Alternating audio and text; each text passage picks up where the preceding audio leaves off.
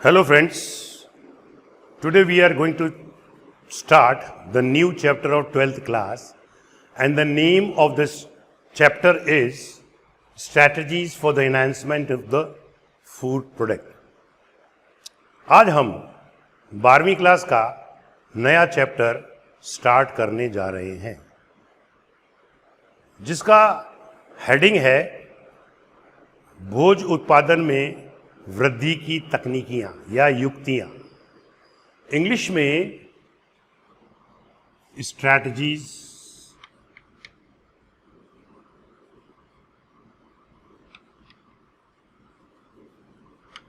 For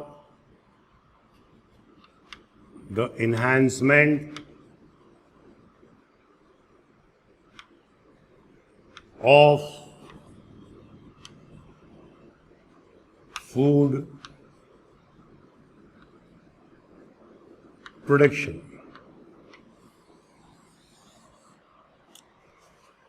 ये theoretical ज़्यादा है और इसमें बीमारियों के नाम ज़्यादा हैं।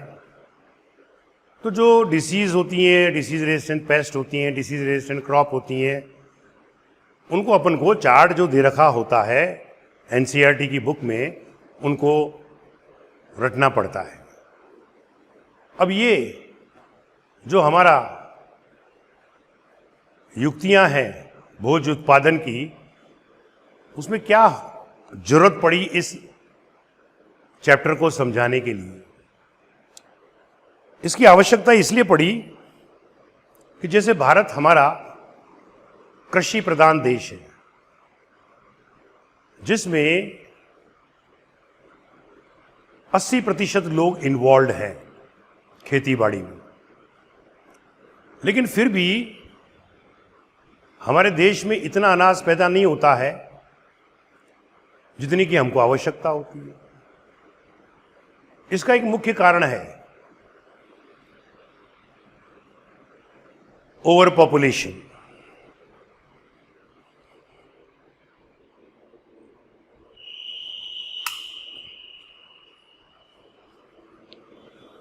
ये ओवर पॉपुलेशन का मतलब every year a new Australia is born in India. हर साल एक नया ऑस्ट्रेलिया भारत में पैदा हो जाता है। तो जमीन तो उतनी ही है, लेकिन खाने वाले मुंह यानी कि mouths they arises every year in a gigantic manner. तो एक तो ये रीजन हो गया। तो naturally we have to increase the production. दूसरा बात यह होती है कि हमने उत्पादन तो कर दिया, लेकिन वो प्रोडक्शन जो है वो नष्ट हो जाता है, कभी बीमारियों के कारण, पीड़कों के कारण, मौसम के कारण, अधिक तापक्रम के कारण। तो इस समय हमको क्या चीज करनी चाहिए? हमको ऐसा फसल उत्पादन करना चाहिए जिसमें कि पहली बात अधिक उत्पादन हो, अधिक उत्पादन हो, यानी कि मोर यील्ड पर हेक्टर उत्पादन होना चाहिए। और जो फसल आपने पैदा करी है वो उन्नत किस्म की होनी चाहिए। दूसरा पॉइंट, उन्नत किस्म की फसल प्राप्त करनी चाहिए। उन्नत तो है, लेकिन वो रोग प्रतिरोधी नहीं है, जल्दी से रोग लग जाते हैं। तो हमें डिसीज रेजिस्टेंट, उन्नत किस्म की फसल का मतलब डेवलप्ड वैरायटी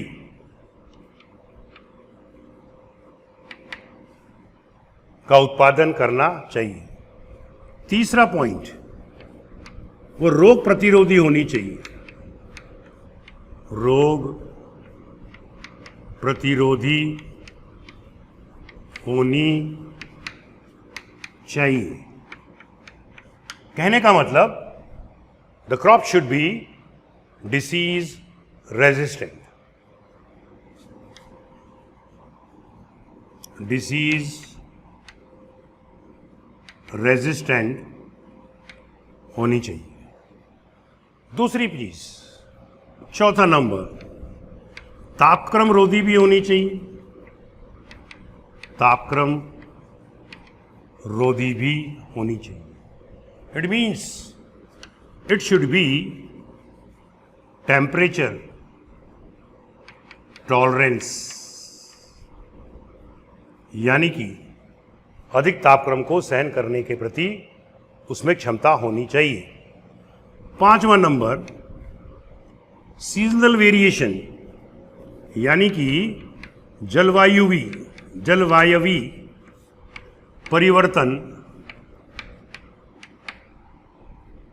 का सामना करने योग्य होनी चाहिए। That is, it should be able to tolerate the seasonal variation, climatic variation. तो ये 5 पॉइंट एक अच्छी फसल के माने जाते हैं। और इसके लिए या इन्हें प्राप्त करने के लिए पहली चीज, मोर यील्ड पर हेक्टर, प्रति हेक्टर उत्पादन में वृद्धि होनी चाहिए। दूसरा, डेवलप्ड वैरायटी, यानी कि उन्नत किस्म होना चाहिए। तीसरा, डिसीज रेजिस्टेंट, यानी कि रोग प्रतिरोधी होना चाहिए। चौथा, टेम्परेचर टॉलरेंस, तापक्रम रोधी होना चाहिए। और जलवायु परिवर्तन का सामना करने योग्य भी होना चाहिए। That is, it should be able to tolerate the climatic and seasonal variation. But how you can do it? You see, आप इसको कैसे कर सकते हैं? आप देखेंगे कि परंपरागत तरीके से जो खेती की जाती है, उस खेती के अंदर जो परंपरागत तरीके से की जाती है उसको हम लोग बोलते हैं क्लासिकल ब्रीडिंग। क्लासिकल ब्रीडिंग, परंपरागत, ट्रेडिशनल जो खेती है वो की जाती है। इसमें क्या करते हैं ये लोग कि प्योर लाइन का क्रॉस कराते हैं। ये प्योर हो गए दोनों, capital T and small T. और इनसे प्राप्त जो F1 संतति होती है उसके अंदर फिर ये सिलेक्शन करते हैं, यानी कि चयन करते हैं। लेकिन अब जमाना बदल गया, science has developed a lot. So for the improvement of these crop, one of the strategies, not only one, many strategies have been used. एक होता है मॉलिक्यूलर बायोलॉजी का उपयोग किया जा रहा है, आणविक जीव विज्ञान का। एक जेनेटिक्स का उपयोग किया जा रहा है और म्यूटेशन का भी उपयोग किया जा रहा है, उत्परिवर्तन का। तो आजकल की जो तकनीकियां हैं, they are called model strategies, in which they are using molecular biology, genetics, mutation, all types of activity they are involving to improve the crop in all the sense. अब ये जो क्रॉप है इसको यदि हम देखें तो आप देखिए कि कई डिसीजेस हैं, जैसे कि soft rot of sugar cane जो कि सुडोमोनास रूब्रिलेंस के द्वारा हो जाती है। दूसरी है ब्राउन रस्ट ऑफ व्हीट जो गेहूं में हो जाती है। इनके कई रोगकारी सदस्य होते हैं, यानी कि पैथोजेंस आर देयर.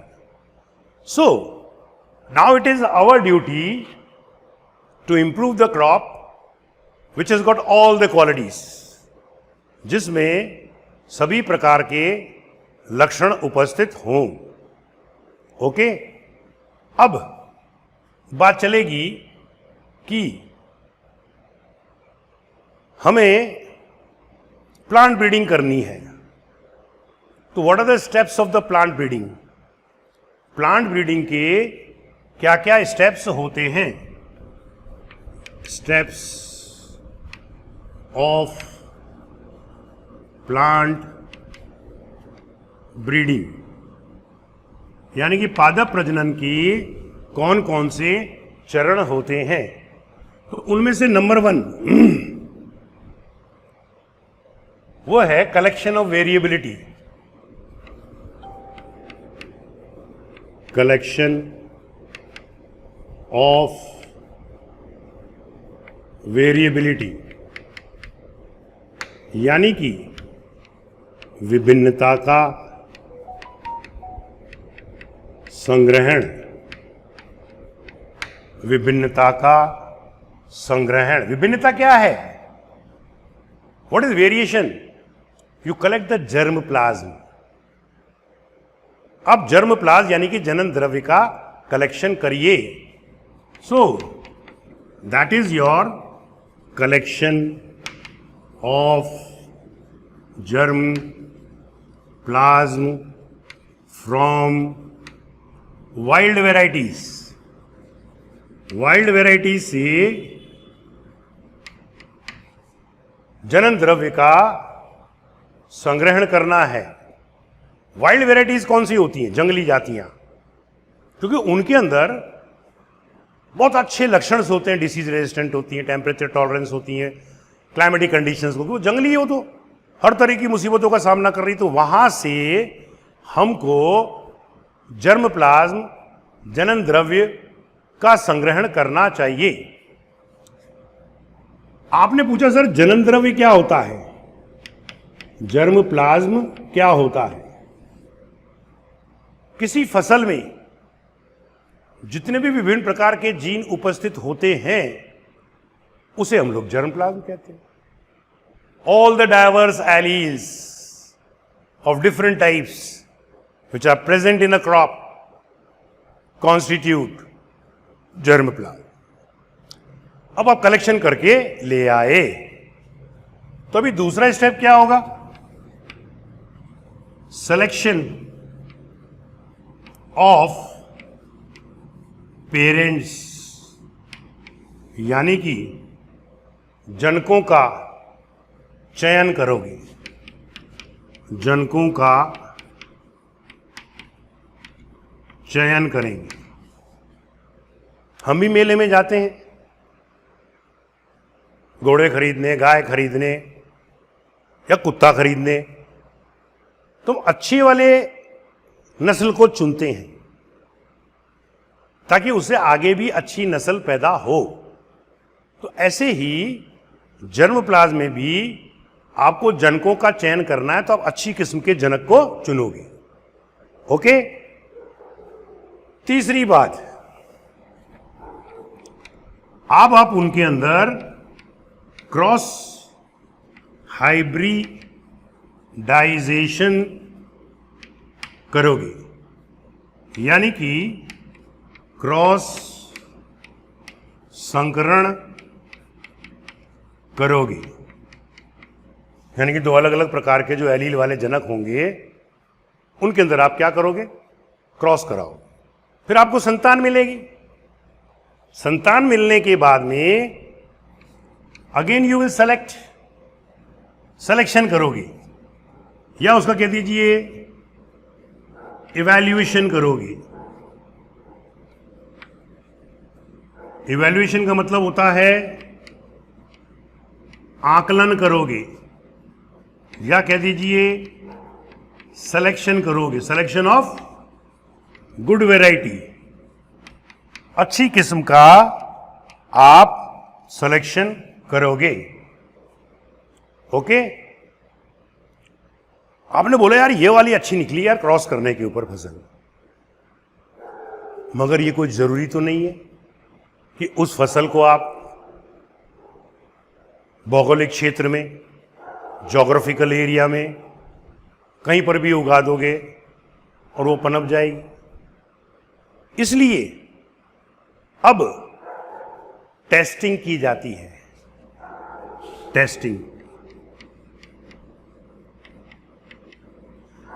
टेस्टिंग का मतलब परीक्षण किया जाता है। परीक्षण के अंदर इंपॉर्टेंट पॉइंट बताने जा रहा हूं। परीक्षण के अंदर एक प्रोसेस अपनाया जाता है जिसे हम लोग दृढ़ीकरण कहते हैं, हार्डनिंग कहते हैं। So this is your hardening, जिसे हम लोग दृढ़ीकरण कहते हैं। आया? अब ये दृढ़ीकरण क्या होता है इसको समझते हैं। क्रॉस हाइब्रिडाइजेशन के बाद में आपको जो उत्तम लगा कि यार ये सबसे बढ़िया पौधा है या फसल होगी, उसको हार्डनिंग समझा रहा हूं। उसको एग्रोक्लाइमेटिक जोन में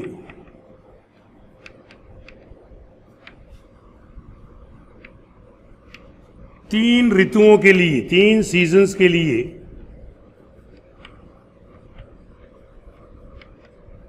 उगाया जाता है। क्या करते हैं उसको अपन लोग? 3 सीजन के लिए उगाया जाता है। और अगर वह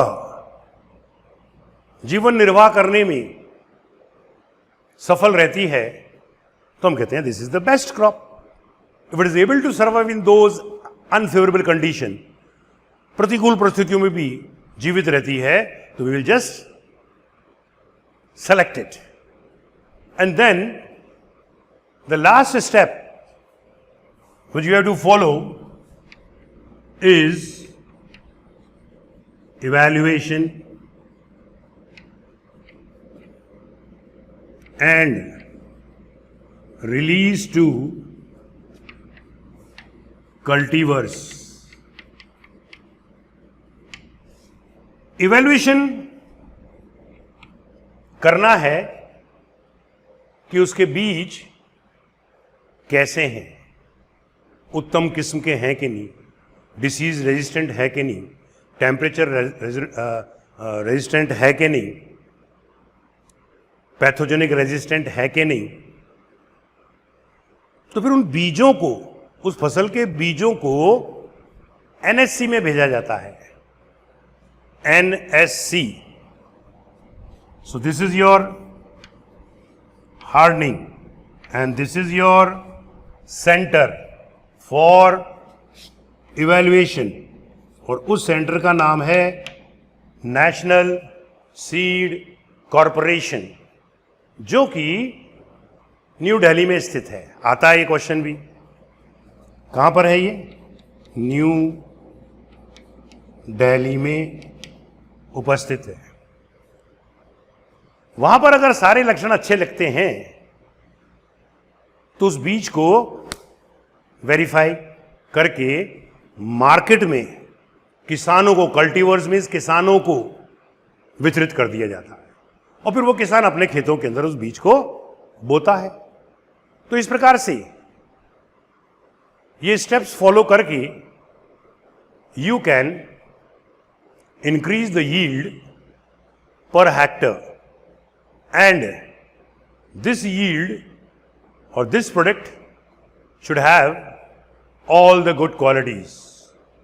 इस उत्पाद में सभी लक्षण होने चाहिए, तो ही फसल आपकी सफल रहेगी। अब क्या हुआ बेटा कि हमारे देश के अंदर भी एक बार अकाल पड़ा था, खाने के लाले पड़ गए थे, अनाज ही नहीं था। तो ये जो अनाज है इसके उत्पादन करने के लिए हरित क्रांति का प्रादुर्भाव हुआ, जिसको हम लोग ग्रीन रिवॉल्यूशन कहते हैं। हरित क्रांति, what the meaning of green revolution? What the definition of the green revolution? Increase in yield per hectare is called your green revolution. प्रति हेक्टर फसल के उत्पादन में वृद्धि को हरित क्रांति कहते हैं। Now, who is the father of green revolution? हरित क्रांति का जनक कौन है और हरित क्रांति कब प्रारंभ की गई? 1960 में। आ चुका है क्वेश्चन नीट के अंदर। फादर ऑफ ग्रीन रिवॉल्यूशन जो है वो है नॉर्मन बोरलॉग। नॉर्मन बोरलॉग को फादर ऑफ ग्रीन रिवॉल्यूशन कहा जाता है। तो father of Indian green revolution कौन है? MS Swaminathan, professor MS Swaminathan है, जो पिछले साल 2019 में शायद एक्सपायर हो गए। तो नॉर्मन बोरलॉग ने क्या किया? नॉर्मन बोरलॉग ने ड्वार्फ जीन, ड्वार्फ जीन का मतलब होता है वामन जीन,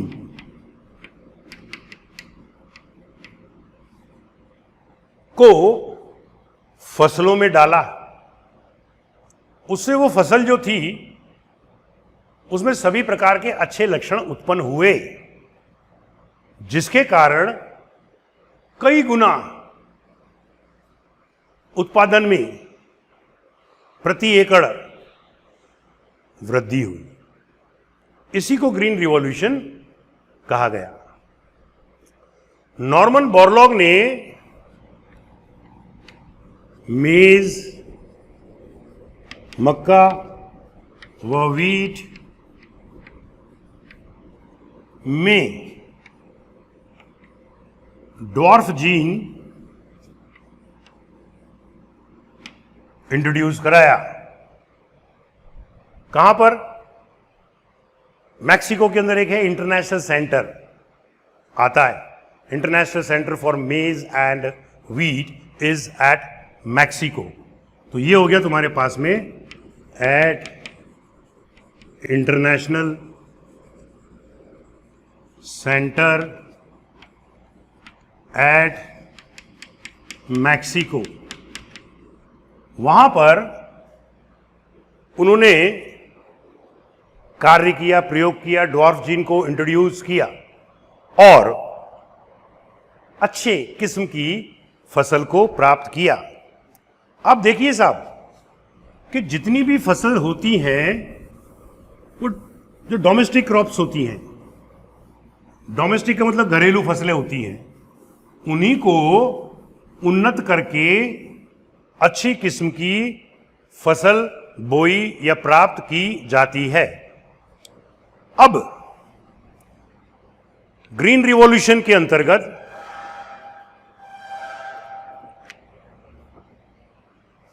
कौन कौन सी फसलों को तैयार किया गया? तो सबसे पहले हम ले रहे हैं वीट, गेहूं की कौन सी फसल को तैयार किया गया? तो इसमें सोनालिका एंड कल्याण सोना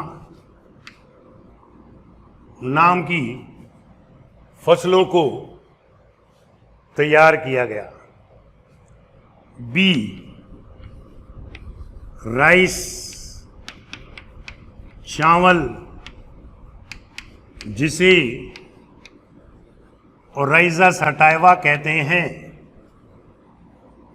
जिसमें ओराइजिन नामक प्रोटीन होता है।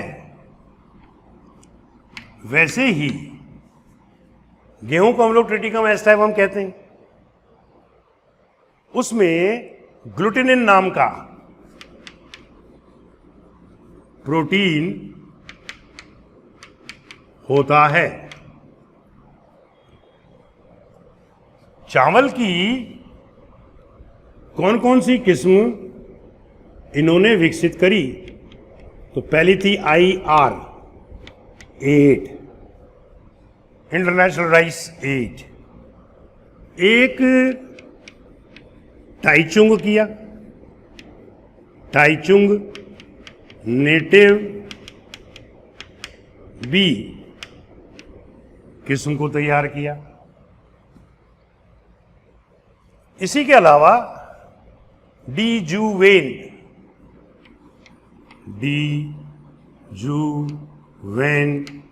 नामक जीन जो था वो ताइवान से इंट्रोड्यूस करके उन्होंने एक चावल की नई फसल को विकसित किया।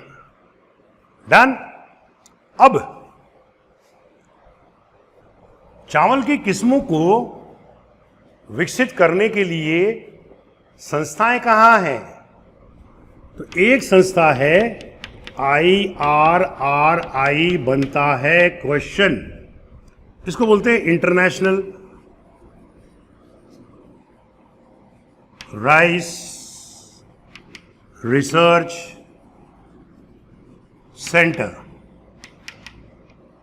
ये कहां पर है? इन Philippines.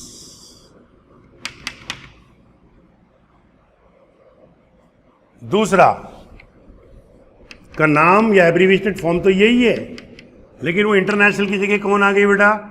Indian rice research centre नहीं लेकर अपन इंस्टीट्यूट लेते हैं, इंस्टीट्यूट।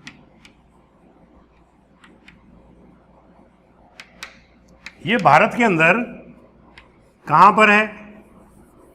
कटक में। कटक के अंदर यह पाई जाती है।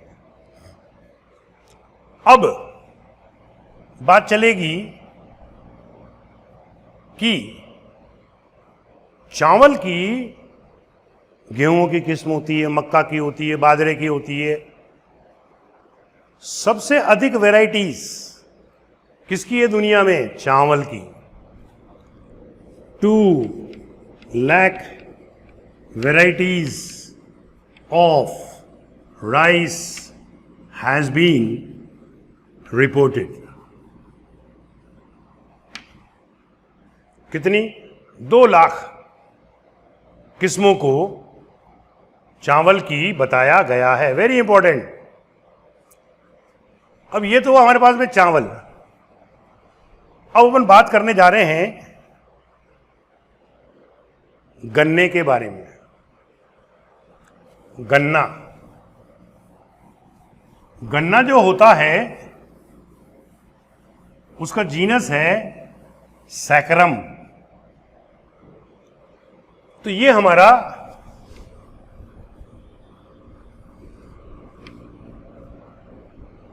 इंडिया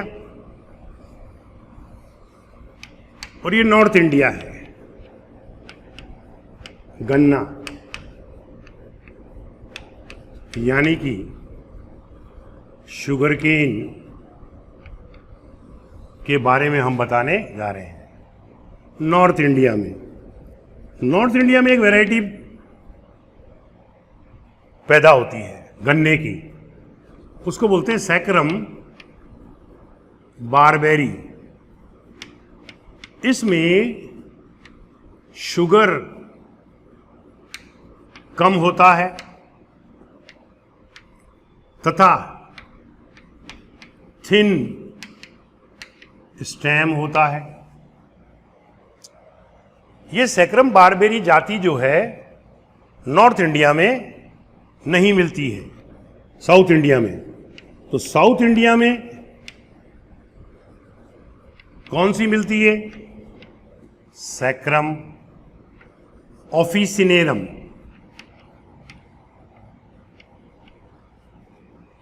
जिसमें more sugar is there and thick stem is present। अब इन दोनों का उन्होंने क्या कराया? क्रॉस, इसका और इसका। तो उनको ऐसा गन्ने का किस्म मिला जिसमें मोर शुगर थी एंड थिक स्टेम था, और अब वह नॉर्थ इंडिया में भी उग सकता था।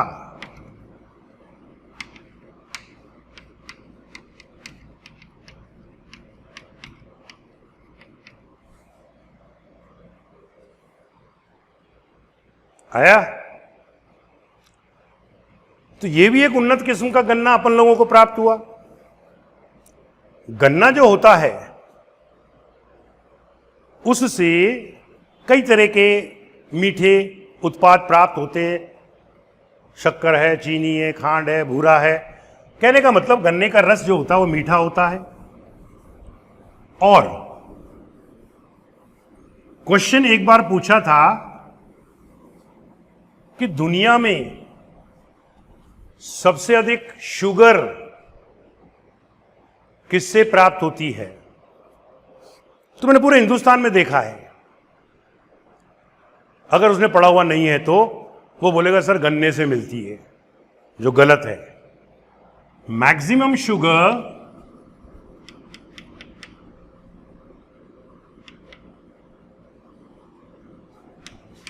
बीट रूट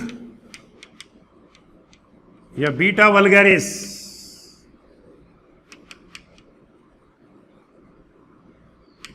जिसे हम लोग चुकंदर कहते हैं, से प्राप्त होती है। और चुकंदर चाइना में सबसे ज्यादा होता है। अब ये गन्ना जो है, इसकी खेती जो है वेजिटेटिव प्रोपोगेशन से कर सकते हैं। ठूंठ गाड़ देते हैं, नया गन्ना पैदा हो जाता है। भारत के अंदर सबसे अधिक शुगर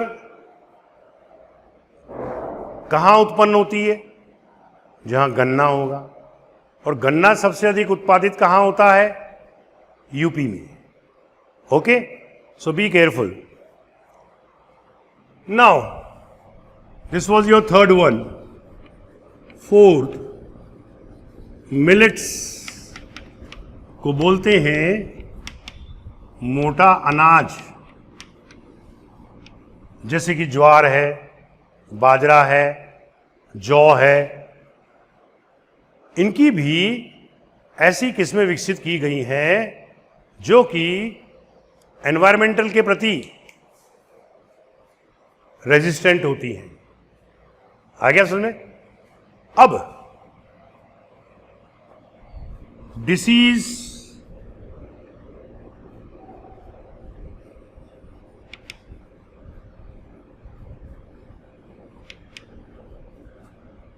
एंड पैथोजन, यानी कि अलग अलग प्रकार की फसलों में अलग अलग प्रकार के रोग होते हैं।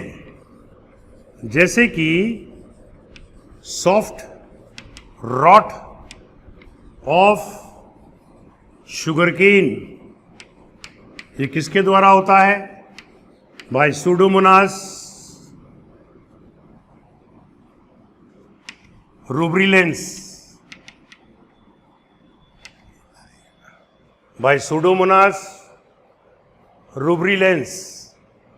ट्राइकोडर्मा भी करता है साहब, एंड ट्राइकोडर्मा। दूसरा brown rust of wheat by puccinia. तीसरा black rot of crucifer by bacteria.